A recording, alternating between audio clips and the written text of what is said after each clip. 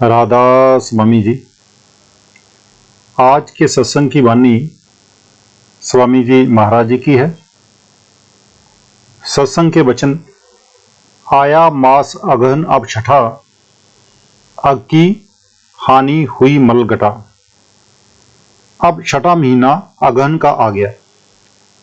धर्म, सत्संग और गुरु के प्रताप से अधर्म, पाप और दुखों की गर्मी नाश होगी। यानी जब मालिक किसी को बख्शना चाहता है तो हमारे जैसा रूप धारण करके उसके सामने आता है और नाम देता है। वह परमात्मा अपनी कला संतों में रखकर दुनिया में आकर उपदेश करता है। स्वामी जी ने एक एक महीने की मनुष्य के एक एक जन्म से तुलना करते हुए बयान किया है। मौसम कुछ ठंडा हो गया, इस मनुष्य जन्म में शीतलता आ गई, जिसे नाम प्राप्त हो गया। ये शब्द उसके बारे में है। उसकी मौत का समान दिखाया है। जिस राह आदमी को मरकर जाना है, सत्संगी रोज उसी राह जाता है। गुरु नानक साहिब, कबीर साहिब और अन्य सभी महात्मा नाम की महिमा करते हैं। लफ्ज नाम नहीं। अगर लफ्ज ही नाम हो तो फिर गुरु के पास जाने की क्या जरूरत है। वेदों, शास्त्रों, किताबों में से कोई ना कोई लफ्ज ले लिया और सिमरन कर लिया, पर ऐसा होता नहीं है। क्योंकि नाम लेने के लिए पूरा संत होना जरूरी है। इसलिए मजहबों के मजहब नाम से खाली फिरते हैं। सो जिसको नाम मिला है, स्वामी जी महाराज उसकी चढ़ाई का फोटो खींचते हैं। सत्संग की बड़ी महानता है। सब कुछ सतगुरु के सत्संग से प्राप्त होता है। जो रोज मरे उसे मरने की क्या फिक्र। हम देखते हैं कमाई वालों को 6-6 महीने पहले मौत की खबर मिल जाती है। जो मामूली भक्त है उनको 2-4 दिन पहले सतगुरु आकर बता देते हैं कि फलाने दिन चलना है। अगर शिष्य की मौत के वक्त सतगुरु ना आया तो हम उस सतगुरु को दूर से ही प्रणाम करते हैं और ऐसे नाम को भी दूर से ही सलाम करते हैं। पर अगर शिष्य नाम लेकर कमाई ना करे, फिर सतगुरु की मौज है। आए या ना आए उसकी मर्जी, उसकी मौज। यह सतगुरु का बिरुद है कि वह अपने शिष्य की संभाल करता है। जिन्हें शब्द स्वरूपी शब्द अभ्यासी महात्मा मिल गया और उसने उन्हें रास्ता दे दिया कि इस रास्ते चलो, और उन्होंने मेहनत करके अंदर पर्दा खोल लिया, सो जिनकी रूह कामिल मुर्शिद से मिलकर बांगे आसमानी के साथ जुड़ चुकी है, ये उनका हाल है। फिर कहते हैं, मन हुआ निर्मल, चित्त हुआ निश्चल, काम क्रोध गए इंद्रिय निष्फल। कहते हैं मन निर्मल और निश्चल हो गया, एक जगह टिक गया, अडोल हो गया, अब डोलता नहीं। मन चलायमान ना रहा और चित्त भी स्थिर हो गया, तो काम, क्रोध, लोभ, मोह, अहंकार ये पांचों डाकू भाग गए और इंद्रियों की रुचि बाहर से हटकर अंदर की तरफ खींचती गई।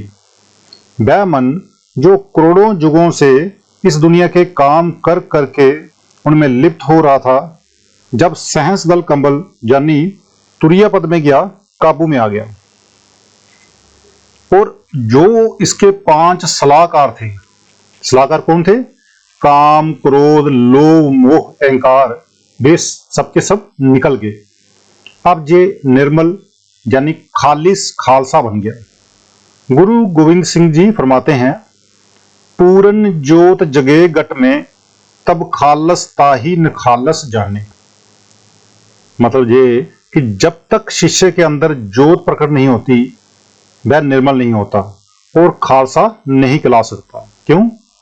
क्योंकि जब तक काम क्रोध काबू में नहीं, वह शिष्य किसका है? वह तो मन का शिष्य है।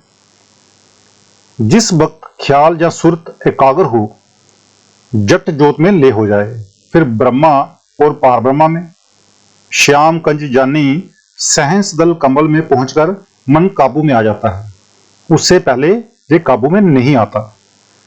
कबीर साहब जी फरमाते हैं, कबीर कबीर तुम क्या करो, छाड़ो जग की आस, अपना आपा जो लखे, सोई कबीरा दास। कबीर कबीर तुम क्या करो, समझो गुरमत ज्ञान। काम क्रोध मद जो तजे, सोई कबीर सुजान। आगे कहते हैं, दर्न छोड़ सुरत चढ़ी आकाशा, शब्द पाए आई महाकाशा। अब रूह धरती को छोड़कर आकाश पर आ गई, फिर उससे ऊपर जहां की शब्द दुनकारें दे रही है चढ़ गई। ये सारा संसार ब्रह्म है, इसको त्याग दिया। आंखों तक जो कुछ भी है सब ब्रह्म ही ब्रह्म है। जब रूह ने मन की मत छोड़ दी, गुरु की मत, गुरु से उपदेश ले लिया, ये शब्द से जुड़ गई। आंखों तक शरीर शून्य हो गया, वह शरीर रूपी जंजीर टूट गई, अंदर अमृत रस पीने लगी। जहां पहुंचकर सारे महजब, सारी किताबें खत्म हो जाती हैं। वह इसमें आजम, वह शब्द मुक्ति की दवा है और इसके अंदर है, और कोई दवा नहीं। जब तक ये शब्द की कमाई करके शब्द रूप नहीं हो जाता, तब तक मुक्ति उक्ति कोई नहीं। अब सुरत को 9 द्वारों को छोड़कर 10वीं गली में जा पहुंची। पहले सुरत ने सिमरन के जरिए 9 दरवाजे खाली किए। जिस वक्त सुरत 9 द्वार छोड़कर 10वीं गली खोलकर ऊपर चढ़ी, तो वहां शब्द दुनकारे दे रहा था और उसने खींच लिया। फिर आगे कहते हैं, शब्द संग नित करे बिलासा, देखे अचरज बिमल तमाशा। कहते हैं अब सुरत शब्द के साथ मिलकर प्रेम प्यार के खेल खेलती है और रूहानी देशों की आश्चर्यजनक और मनोरंजक लीला देखती है। अंदर शब्द है, वह आकाशवाणी है, गुरबानी है, जिसके पीछे पीछे सुरत को अपने निज धाम पहुंचना है, जिससे मुक्ति होती है, जिससे जन्म मरण खत्म हो जाता है। कुछ नहीं करना, बस अपनी रूह को उसके साथ जोड़ देना है।